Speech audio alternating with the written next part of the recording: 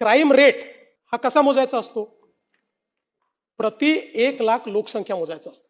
तो जर absolute crime rate मोजला जयंतराव तर नेहमीच उत्तर प्रदेश पहिल्या क्रमांकावर असेल आणि नेहमीच गोवा शेवटच्या क्रमांकावर असेल, कारण गोव्याची लोकसंख्याच 15 लाख आहे. आता 15 लाखात क्राईम होतील तर किती होतील? आणि म्हणून प्रति 1 लाख लोकसंख्येमध्ये आपण जर विचार केला तर देशातल्या राज्यांमध्ये आपण 7व्या क्रमांकावर आहोत, पहिल्या क्रमांकावर नाही आहोत. हे 7वं आहे, हे काही खूप चांगलं असं मी म्हणणार नाही, पण विनाकारण आपल्याच राज्याला गुन्हेगारीत पहिला अशा पद्धतीनं सांगणं योग्य नाही. म्हणून या ठिकाणी सांगतो की आपण 7व्या क्रमांकावर आहोत.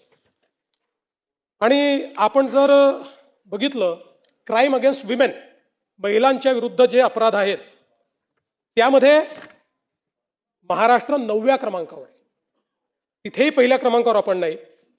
क्राईम अगेन्स्ट चिल्ड्रन म्हणजे लहान बालकांच्या विरुद्धचे गुन्हे, यातही महाराष्ट्र 7व्या क्रमांकावर आहे, इथेही पहिल्या क्रमांकावर नाही. त्यामुळे मला असं वाटतं आपण जर बघितलं तर याच्यामध्ये जे काही रेपचे गुन्हे आहेत त्याच्यामध्ये महाराष्ट्र 17व्या क्रमांकावर आहे, 17, आणि मायनरच्या संदर्भात 15व्या क्रमांकावर महाराष्ट्र आहे.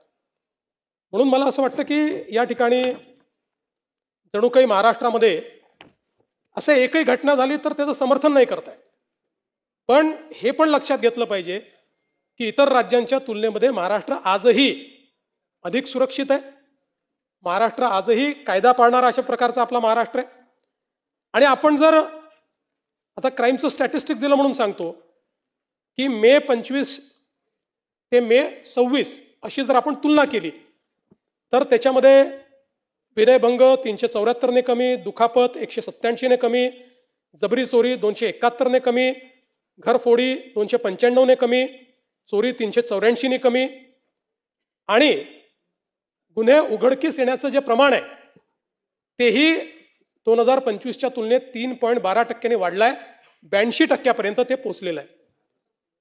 राज्यामध्ये प्रतिबंधात्मक कारवायांमध्ये देखील या संपूर्ण कालावधीत आपण मोठ्या प्रमाणात वाढ केली आहे. तडीपारी 534 ने वाढ, MPDA 14 ने वाढ, मकोका 33 ने वाढ, आणि मोठ्या प्रमाणात अग्निशस्त्र जप्त करणे 427 अशा पद्धतीनं आपण हे काम केलंय. आणि आपण जर या ठिकाणी अपराध सिद्धीचा दर बघितला, हा सगळ्यात महत्वाचा आहे.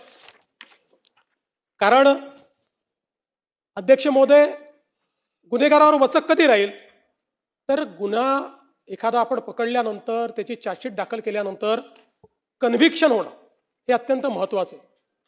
दुर्दैवाने आता हे आपल्या जुन्या कायद्यांमधलं कन्व्हिक्शन चाललंय, त्यामुळे फार अडचणी यात. नवीन कायद्याने खूप सोपं केलंय, स्पीड केलंय, पण जुन्या कायद्यांमध्ये हे कन्व्हिक्शन आपण करतो.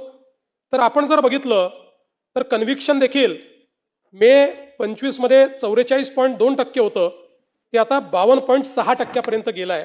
पण महत्वाचं हे नाहीये, महाराष्ट्राने गेल्या 10 वर्षात काय केलं हे सांगतो.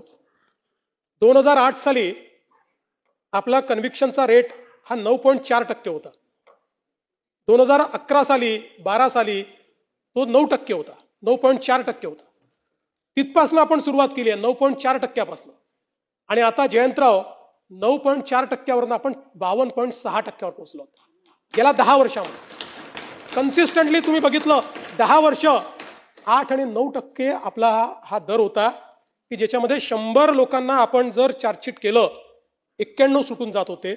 आता ते आपण 52%वर पोहोचलो, पण आपल्याला 70%पर्यंत जायचं. मला विश्वास आहे नवीन कायद्यांमध्ये आता जे आपण चार्जशीट करतोय आपण 70च्याही पलीकडे त्याच्यामध्ये जातोय, आताच जातोय. कन्व्हिक्शन्स आता सुरू झाली आहेत आणि आपण जाऊ 80 पर्यंत जाऊ.